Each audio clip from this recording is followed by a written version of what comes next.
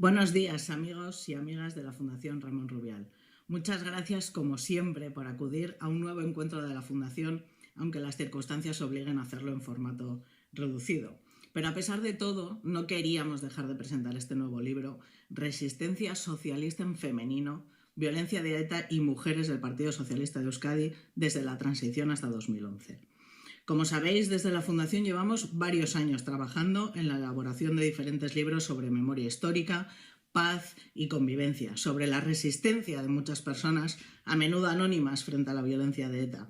Y quiero agradecer especialmente a la Dirección de Víctimas y Derechos Humanos por su apoyo durante todos estos años, que es lo que nos está permitiendo realizar esta necesaria tarea. El objetivo de todos estos libros es que no se olvide el pasado, que los testimonios de los protagonistas queden por escrito y que los jóvenes, las futuras generaciones, puedan conocer de primera mano nuestra historia, su historia. Que seamos conscientes de que lo que hemos vivido no se tiene que volver a repetir. Que estemos orgullosos y orgullosas de cómo resistimos, de saber que hicimos lo que tuvimos que hacer aun teniendo que sacrificarlo todo, familia, amigos y vida. Yo no sé si a vosotros os pasa lo mismo, pero yo cuando leo estos libros me produce una sensación extraña. Por un lado, me siento plenamente identificada con las historias que en ellos se cuentan, porque las he vivido. Pero por otro lado, no acabo de creerme que de verdad todo esto pasó. Es como si todo formara parte de una vida llena de situaciones absurdas, llena de sinsentidos. Últimamente se habla mucho de distopía, es decir, un mundo imaginario cuyas características son indeseables. Y nosotros vivimos un mundo con características indeseables, pero no fue una distopía, porque fue muy real. Y con estos libros, precisamente, pretendemos contar la realidad que vivimos, nuestra historia, para que nadie se pueda aprovechar del paso del tiempo y de nuestras ganas de avanzar para contar otra historia, para olvidar lo que pasó. Porque contra el olvido escribimos, y por eso un libro sobre mujeres resistentes era una obligación.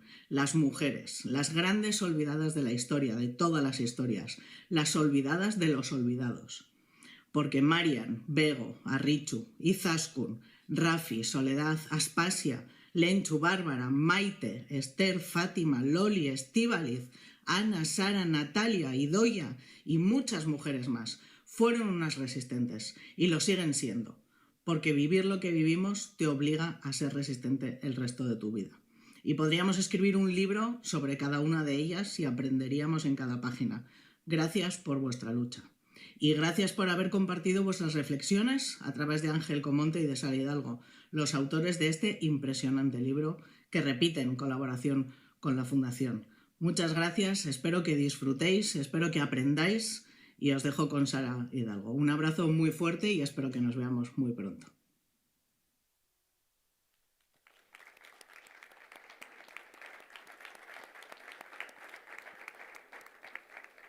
Bueno, Egunon, buenos días. Yo solo puedo empezar dando las gracias a la Fundación Ramón Rubial por haber impulsado este libro y sobre todo por hacer esta labor, ¿no?, que está haciendo tan importante en lo que es la recuperación de la historia, ¿no?, del socialismo vasco, que ahí había un cierto vacío historiográfico. Precisamente este libro que presentamos, Resistencia Socialista en Femenino, Violencia de ETA y Mujeres del PSE desde la transición hasta 2011, pues viene un poco a llenar, ¿no?, ese vacío historiográfico, lo hemos hablado Ángel y yo muchas veces, en lo que a la experiencia, ¿no?, de esas mujeres socialistas se refiere, ¿no?, desde esa época de la dictadura hasta el 2011. De hecho, este trabajo, ¿qué es lo que pretende? ¿No? Pretende ser una inmersión, ¿no?, en esa experiencia de las mujeres que contribuyeron de una u otra manera, ¿no?, a lo que fue la consolidación de la democracia en Euskadi, pero también la propia consolidación del proyecto socialista, ¿no? Y lo hemos hecho no solamente acudiendo a las fuentes documentales, en las que, como comentaba Aider, las mujeres no siempre han estado muy representadas, sino yendo a sus voces, escucharlas a ellas en primera persona, escuchar sus vivencias, sus relatos, sus sentimientos, sus emociones, ¿no? Y yo creo que, bueno, personalmente lo hemos hablado, Ángel, esa es una de las cosas, ¿no?, que queríamos poner en valor en este libro y bueno, pues creo que algo hemos podido contribuir en este sentido, ¿no? En este libro, de hecho, pues eso, ¿no?, vamos mostrando diferentes experiencias, ¿no?, desde aquellas mujeres que estuvieron en la lucha antifranquista y que lo estuvieron de muchas maneras, ¿no? Lo estuvieron militando directamente y viviendo la cárcel, pero también lo estuvieron desde la casa, ¿no? Desde la intimidad del hogar, ayudando, apoyando, mecanografiando discursos, esperando el teléfono a que sonara. Todas esas vivencias las hemos ido recogiendo, ¿no? Y luego ya cuando llega la democracia, se supone que se termina un totalitarismo, pero empieza otro, ¿no? Empieza el totalitarismo de ETA. Y aquí ya había muchísimas mujeres que ya habían dado un paso adelante, porque no olvidemos que en la etapa democrática las mujeres se incorporan de una manera cada vez más masiva, ¿no? a la vida pública, y aquí ya van a ser concejales, alcaldesas, junteras, parlamentarias, consejeras, todo tipo de cargos institucionales en los cuales ellas vivieron la violencia de ETA, ¿no? Y hemos hecho mucho hincapié, no solamente en la primera etapa, la de los años 80, sino también en la época de la violencia, la persecución, porque ahí se expande, ¿no? muchísimo lo que es la presión social de ETA, y ahí nos vamos a encontrar con muchísimas situaciones.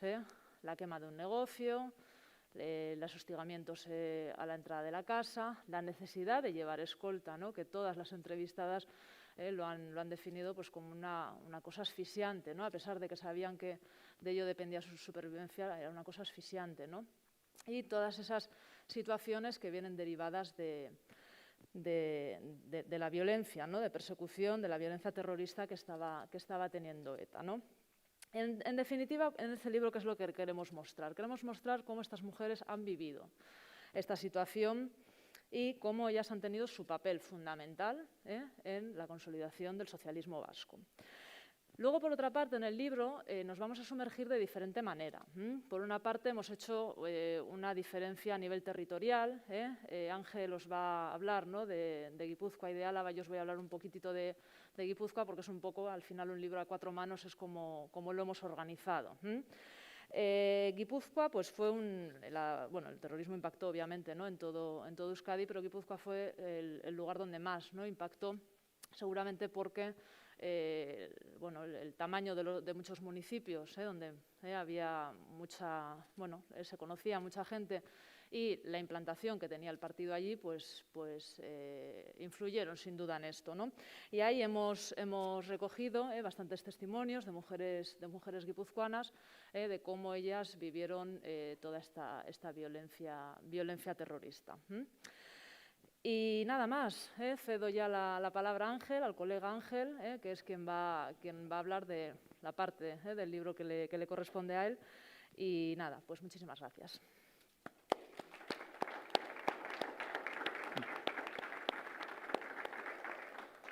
Bueno, buenos días a todos. Me quita la mascarilla un poco porque me pongo nervioso con la mascarilla y bueno. Comentaros. En primer lugar, quería agradecer a la Fundación Ramón Rubial pues, por haber confiado tanto en Sara como conmigo. También a Carmen Guerra, del Archivo del Socialismo, porque nos ha ayudado también en la búsqueda de algunas de estas mujeres socialistas que a veces están olvidadas. No porque estén olvidadas por el Partido Socialista, sino lo que es en sociedad, ¿no? Y bueno, pues creo que era de justicia, por lo menos, nombrar a la gran mayoría de las que siguen vivas y por la edad que tienen y demás.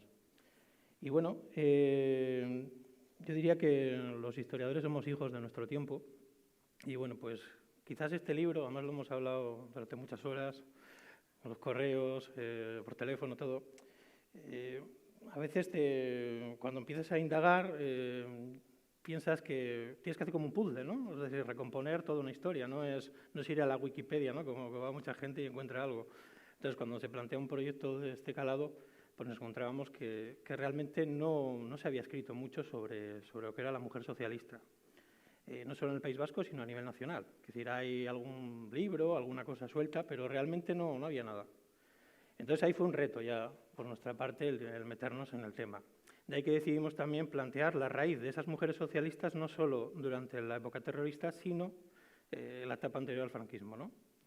Y bueno, pues no fue nuestra sorpresa pues que con el tema del COVID y demás, pues falleció Enrique Múgica. Y bueno, pues en estas cosas que bueno, vamos a indagar un poco en la obra de Enrique y tal, leyendo, memorias para aquí y para allá, pues nos encontrábamos pues que resulta que su mujer, Tina Díez, Pues antes de la transición, ella monta un negocio de arte en Madrid y Fuerza Nueva le quema el negocio, la amenaza. Y bueno, pues recibe amenazas, incluso el tema que le pone una pistola poco menos que pues, en la cabeza. Y bueno, a raíz de ahí, digo, bueno, este método va a ser muy similar luego a lo que va a seguir practicando ETA en un periodo democrático. De ahí que planteásemos que las mujeres socialistas habían luchado contra una dictadura y cuando llegan a la democracia pues tienen que luchar contra el totalitarismo de ETA. Y fue una de las bases pues, para seguir indagando, ¿no? Y bueno, a medida que íbamos ahí buscando y buscando, pues resulta pues, que Tina Díaz, pues, por ejemplo, hizo un par de libros. Bueno, realmente son 6, pero bueno, tiene 2 editados, Transición y Transacción, y reconocido el primero por un historiador de relieve como Edward Carr. Entonces, claro, la cosa era seria. Decíamos, pues aquí hay un potencial de mujeres que desconocemos.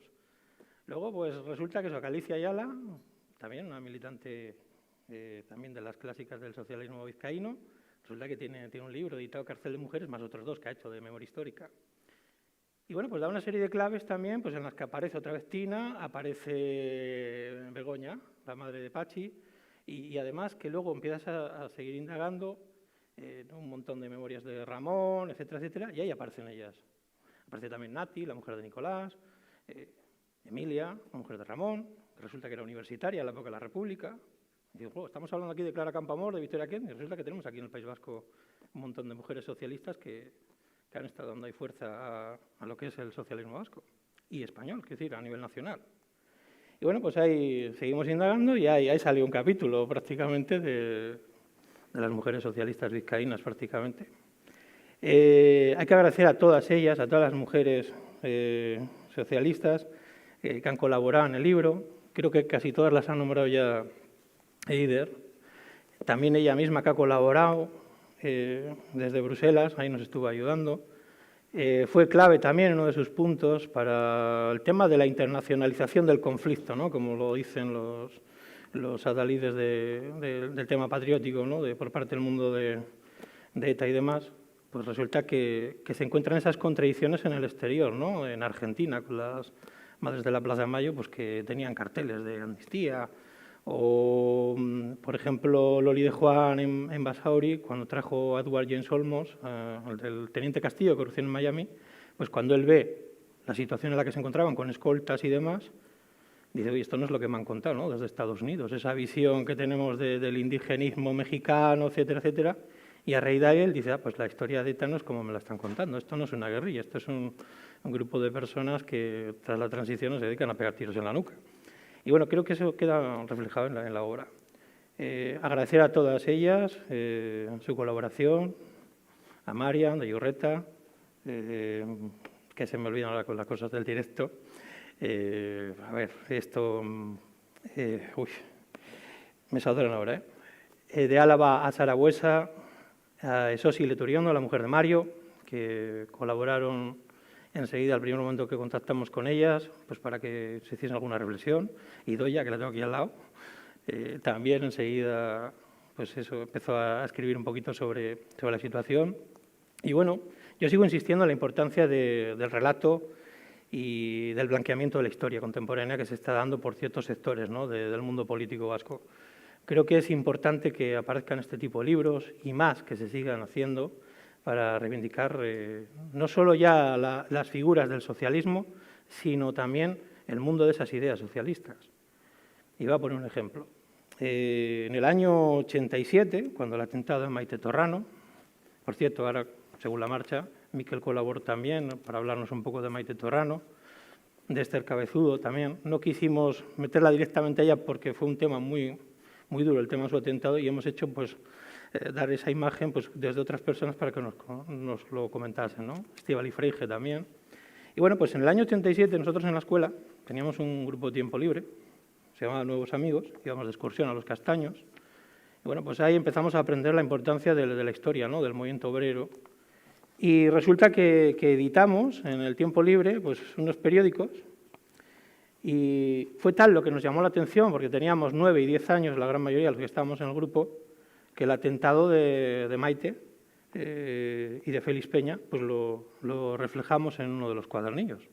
Y desde entonces pues lo guardo como oro en paño, ¿no? Fue algo muy importante, un compañero mío sacó la noticia, luego hacíamos varias, hablamos de excursiones, pero sacamos nuestra realidad, ¿no? Lo que veíamos. Y nuestra directora de la escuela, Presentación González, que llegó a ser concejal también socialista en Portugalete, nos animó desde entonces a uno de los primeros proyectos que entonces no había en el País Vasco, como fue el concurso de Maite Torrano por la paz y escribíamos redacciones literarias y demás.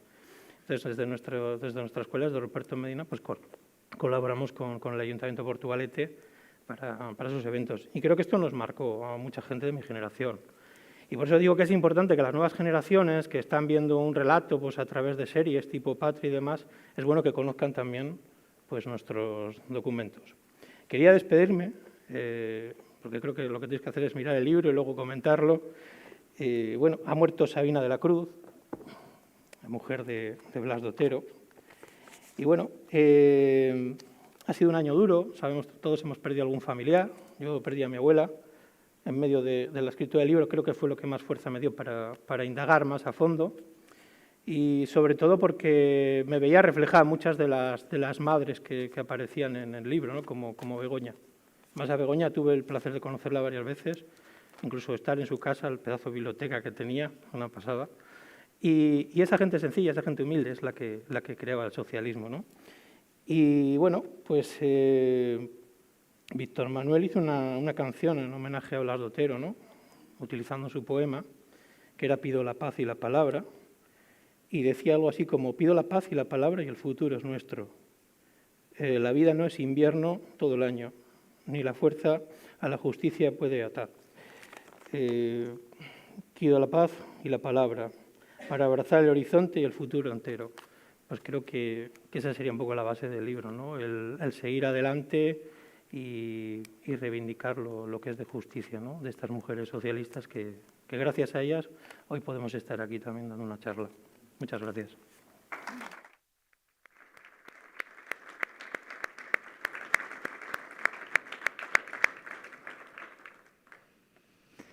Pues muy bonito, Ángel, el final que has hecho con ese poema de Blas de Otero. Me parece muy, muy oportuno, hablando de toda la travesía de todas estas mujeres socialistas resistentes, pero también para los tiempos que vivimos, ¿no? Que siempre hay que mirar eso, que el invierno no dura toda la vida y que hay un horizonte por el que luchar y al que llegar. Agradecer también a Sara, bueno, y a Ángel el trabajo que han hecho con este libro, que era un libro necesario, ¿no? Y sobre todo también a la Fundación Ramón Rubial, toda la labor que está desempeñando en estos últimos años de llenar esos vacíos que tenemos con buenos libros que ilustran nuestra historia. Yo creo que es la labor principal, ¿no? Esta primera que tenemos que hacer, que es recuperar nuestra historia, saber lo que hemos sido y también recordar lo que hemos vivido todos nosotros y nosotras. A mí, al final, hay una cosa que no me gusta mucho, que se suele utilizar la palabra relato, ¿no? La batalla de los relatos, el relato. Bueno, yo creo que la gran labor que tenemos que hacer todos los que hemos vivido los últimos 50 años de violencia en este país es contar la verdad de lo ocurrido, simplemente. La historia la escribiréis los historiadores.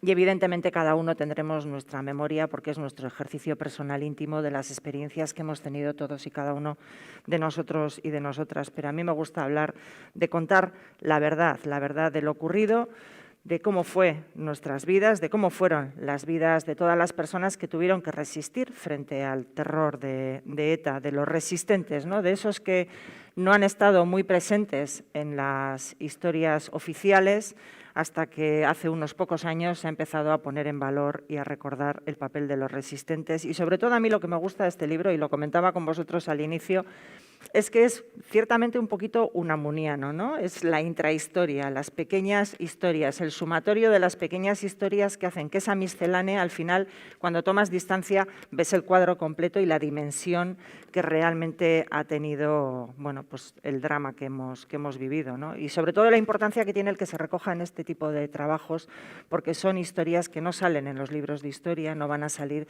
pero hacen la historia de verdad y la que se transmite además de generación en generación y la que vivimos en nuestras casas y la que nos contaron nuestros abuelos y la que nosotros contamos a nuestros hijos y contaremos a nuestros nietos, ¿no? Sobre todo a mí me conmueve que es la historia de los que no miraron para otro lado, de los que se mojaron y de los que apostaron de verdad por defender la libertad. Y lo bueno y lo oportuno que tiene este libro y que lo hayamos presentado en estas fechas tan cercanas al 25 de noviembre, el Día contra de la Violencia contra las Mujeres, es que sea un libro centrado en las mujeres, ¿no? En el papel de la mujer, en la resistencia durante el franquismo, ¿no? El papel que tuvieron también en la militancia en el Partido Socialista y en el mantenimiento también incluso del propio partido desde el punto de vista de la organización. Y me parece oportuno por eso, que son mujeres que no aparecen normalmente en los relatos oficiales y son sobre todo mujeres que enfrentaron una doble desigualdad, ¿no? Además de la desigualdad por su sexo en aquellos años, enfrentaron también una militancia comprometida en un partido político que no resultaba cómodo al nacionalismo imperante, ¿no? Así que sumaron todas esas mujeres un compromiso intenso político por la libertad y lo hacían además muchas de ellas y se ve en el libro y bueno, todas nosotras conocemos a muchas desde sus diferentes condiciones, ¿no? La condición de mujer, la condición de compañera, la condición de empresaria, de concejala, de alcaldesa, de amas de casa, también hay que recordarlo porque hay muchas mujeres que quizá no militaron activamente en el partido, pero tuvieron un papel clave. Tú lo mencionabas con Begoña, la madre de Patxi. Bueno, pues yo creo que el papel que esa mujer jugó en aquellos años pues es crucial también para la etapa del PSOE en su reconstrucción en la transición política, ¿no?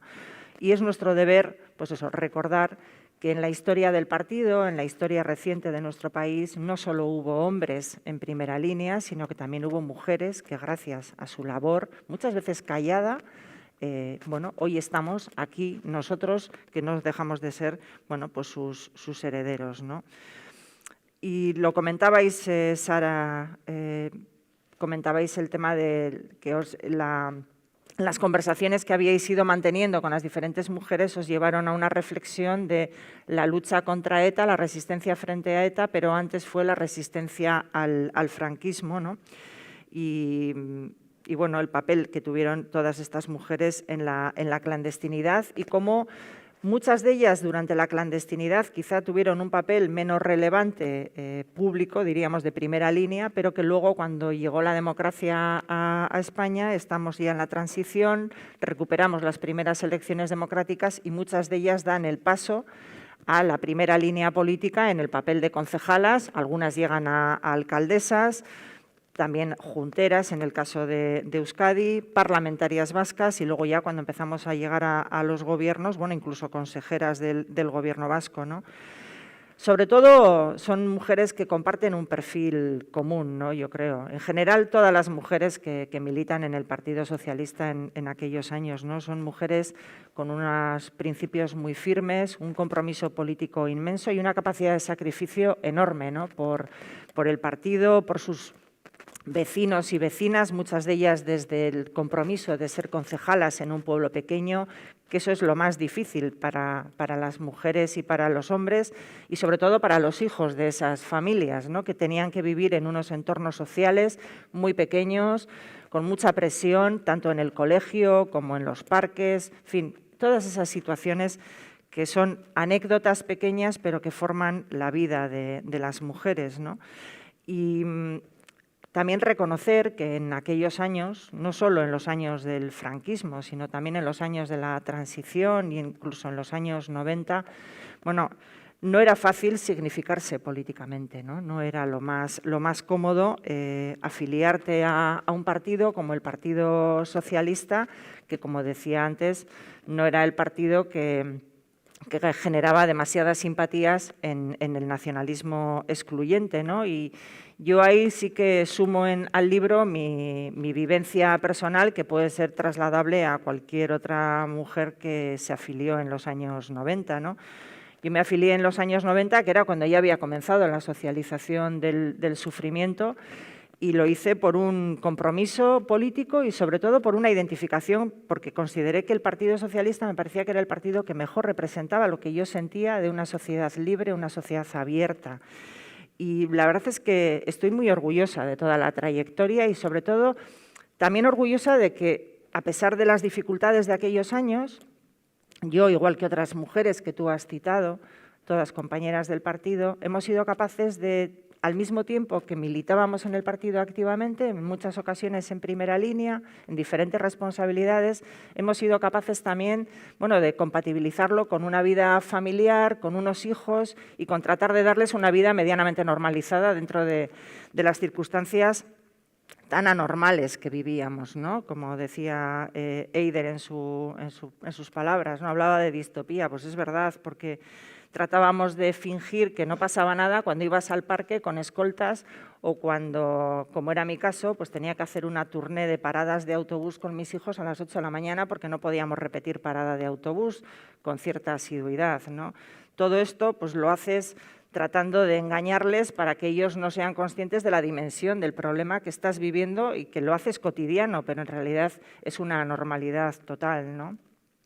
Y a mí me parece que el punto de inflexión en la vida familiar nuestra fue en el año 2009, cuando ETA hace el comunicado de amenazar a todos los que íbamos a ir al gobierno de Patxi en el año 2009 y casualidad estábamos comiendo en casa y estábamos con las noticias puestas y mi hijo el mayor, que siempre lo habíamos tratado de mantener un poco al margen, pues fue consciente de la dimensión del problema, ¿no? Entonces, a mí me causa mucha pena pensar que hay muchos jóvenes que, bueno, que no son conscientes a día de hoy, ya no digo en el resto de España, sino en Euskadi, de lo que hemos vivido en este país. Y es verdad que hablamos muchas veces de todos esos jóvenes, miles de jóvenes en Euskadi, que no recuerdan ya qué fue ETA, pero yo creo que tenemos que recordar que hay también muchos niños y niñas que ahora ya son mayores, hijos y hijas de compañeros y compañeras del partido, que sí saben muy bien lo que fue el terrorismo de ETA, que sí saben lo que fue lo que vivieron en sus casas y que aprendieron pues, creciendo pues eso, con seguridad a su alrededor y con unas circunstancias bastante coartadas en cuanto a la libertad, ¿no? Y como os decía, esto es algo que lo hemos vivido todas las mujeres del partido y lo que tenemos que hacer es que no se olvide, no queremos que se olvide y por eso también hoy creo que estamos reunidos aquí presentando este libro de la Fundación Ramón Rubial. Así que por eso mismo también, por lo que los socialistas vivimos, por lo que hemos luchado, por no solo nuestras compañeras para que en España tuviéramos una transición democrática y un régimen democrático, sino también toda la lucha posterior contra la violencia de ETA y la falta de libertad. Por eso mismo estamos hoy aquí contando este libro y presentándolo. Y sobre todo por eso también a mí me indigna la acusación que se hace con tanta ligereza hacia los militantes socialistas y hacia el Partido Socialista de su falta de compromiso con la libertad y con la democracia en España. Porque a nosotros nadie nos tiene que explicar ni lo que fue el terrorismo ni lo que fue la falta de libertad. Y desde luego nadie nos puede dar lecciones ni de firmeza ni de resistencia frente a los terroristas, ni ante la gente que no respeta la democracia. Y nadie nos tiene que decir tampoco cómo tenemos que hacer política los socialistas. Creo que hemos dado muestras sobradas de saber estar a la altura de las circunstancias, incluso cuando nos mataban. Incluso cuando nos mataban, nosotros nunca renunciamos a hacer política y prueba de ello es que hay municipios en los que nunca han faltado las papeletas del Partido Socialista en los últimos 40 años de democracia, a pesar de que luchaban para que no nos presentáramos, de que atacaban nuestras sedes una y otra vez. Así que si entonces no renunciamos a hacer política, mucho menos ahora vamos a renunciar a hacer política cuando hace ya 10 años que derrotamos a ETA porque ETA dejó de utilizar la violencia. Nosotros los socialistas lo que abogamos es por la libertad y por la igualdad. Para eso estamos en política y para eso nos comprometemos en política. Porque para nosotros renunciar a hacer política es renunciar a ser nosotros mismos. Y lo que es peor, sería dar la razón a quienes nos quisieron excluir de la política en Euskadi de la peor de las maneras. Así que, por todas estas razones, es por lo que este libro merece la pena ser leído y merece la pena que se sepa la importancia del papel de todos, pero especialmente hoy de las mujeres, que muchas veces pues, estamos más silenciadas, más ocultas en la historia, que es más conocida por todos y a veces a través de los medios de comunicación. Así que esta obra es muy oportuna.